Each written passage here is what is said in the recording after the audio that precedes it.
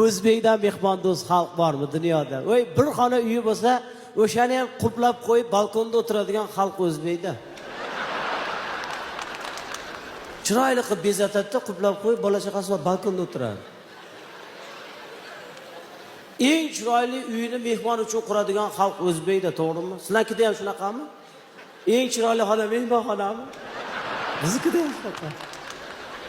Rostdan eng chiroyli mebellar o'sha yerda. Eng chiroyli gilamlar o'sha yerda, eng chiroyli pardalar o'sha yerda. Eng chiroyli idishlar, hali bagimalar, haligi kitayskiy bir narsa idishlar bor-ku, o'zim olib kelganman. Lekin o'zimiz ishlatmaymiz. Sindirib qo'yamiz-da, 41 ga kirgan bo'lsa-da. Bizga mumkin emas. O'zimizga beminnatgina paxta gullik. Sinsa ham jalqa emas.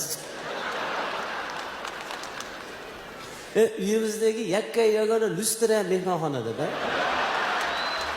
Lekin xotin eshikni quplab kalta olib qo'ygan, o'zim ham kira olmayman-da, ishoningda.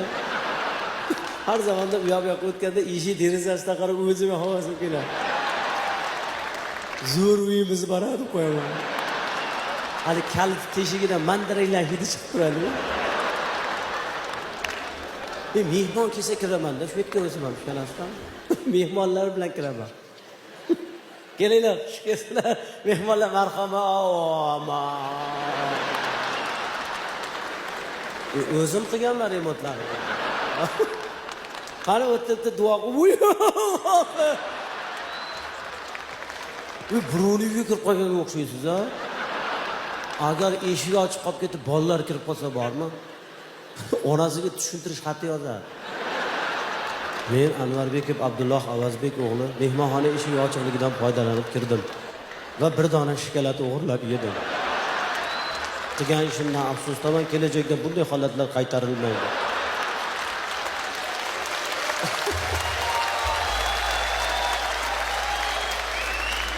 Maktabga bormagan bola po'tpisam qo'yib qo'yibdi-da.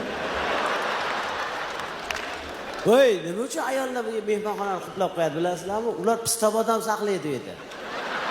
Hali chaqa-chuqa bor-ku, u qimmatda-ku. Kilosi 300 ming bo'lib ketdi, opalar. Ha, pistabodam bilasizlar-ku, hammaning uyida bor.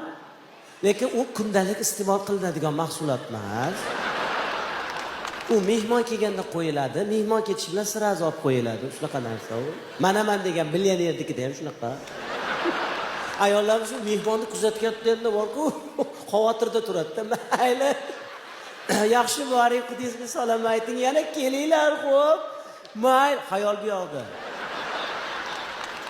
Ana pistabodam bolalar bilan qolib ketdi-da ichkarida. Bolalar ham biladi-da, mana shu moment borda yeb qolish uchun, mana shu moment bor. Bo'pti, yana keling, xo'p. Mayli, yaxshi boringlar, xo'p. O'tirib, yaxshi o'tiring, xo'p. To'xta! Ha, bo'laymi qolgan. Bu tariqa deyman. Voy xudoga shukr, voy yaxshi chaqib qo'yishmabdi, voy xudoga shukr. Voy vaqtida kelibman. O'tir, o'ynama bor. Chiq. Chiq bor. Shikobga solib quplab, yana mehmonxona quplab qo'yishadi-da. Nima uchun ayollarimiz o'ylaydiki, mehmon kelganda dasturxon ustida pista odamlar tursa, eri boy ekan, topish yaxshi ekan. Biz o'ylab qiladi shu ayollarimiz. Rahmat, biz o'ylaganlar uchun rahmat, salomat bo'linglar iloyim.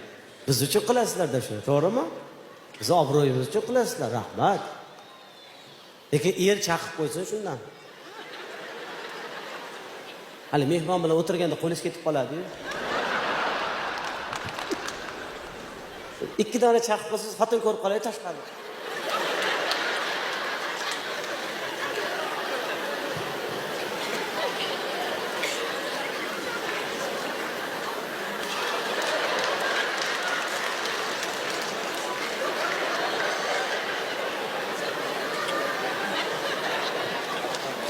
Eram bechora qo'lda pista bilan.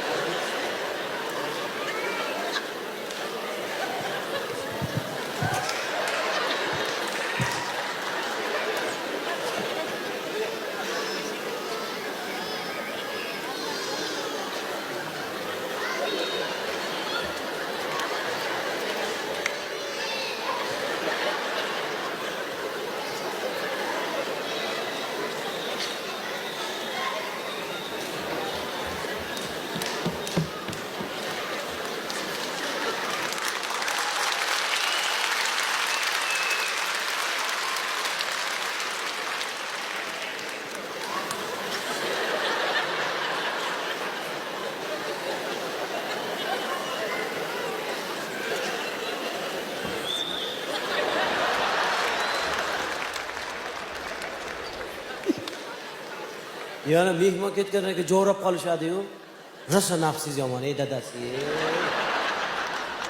Shu to'rtta tarafga turib tursa, mehmon kelganda obro' bo'lib turibdi. Ya mehmonchi nazorat to'qagan qo'l uzatmayapti. Sizni qo'lingiz tinmaydi ya, tavba qildim dadasi. Ram chaqdi, chaq. Pista ko'rmaganmisiz? Ko'rganman, chaq ko'rmagan ekanman.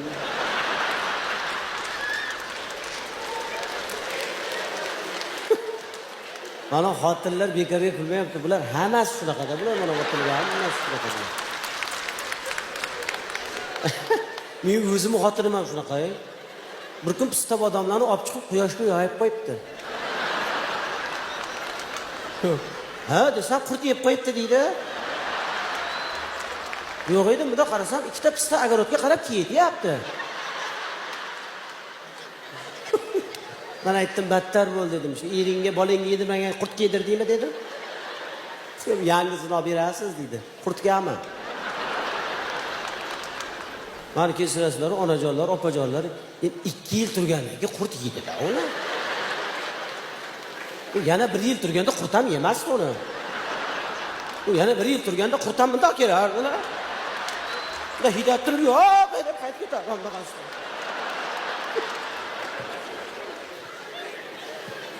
Ala bunaqa o'ziga ilinmaganini mehmonga ilinadigan, mehmonni o'zidan aziz biladigan bunaqangi buyuk xalqni qayerdan topasiz?